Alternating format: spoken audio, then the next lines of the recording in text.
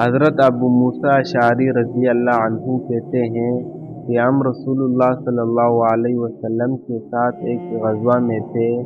جب ہم لوٹے اور ہمیں مدینہ دکھائی دینے لگا تو لوگوں نے تکبیر کہی اور بلند آواز سے تکبیر کہی۔ رسول اللہ صلی اللہ علیہ وسلم نے فرمایا، تمہارا رب بہرا نہیں ہے اور نہ ہی وہ غائب و غیر حاضر ہے، وہ تمہارے درمیان موجود ہے، وہ تمہارے کجاؤں اور سواریوں کے درمیان یعنی بہت قریب ہے۔ پھر آپ صلی اللہ علیہ وسلم نے فرمایا، عبداللہ بن قیس، کیا میں تمہیں جنت کے خزانوں میں سے ایک خزانہ نہ بتاؤں؟ لا حول ولا قوت الا باللہ، جنت کے خزانوں میں سے ایک خزانہ ہے۔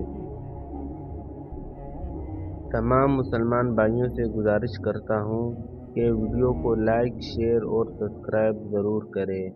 جزاک اللہ خیر۔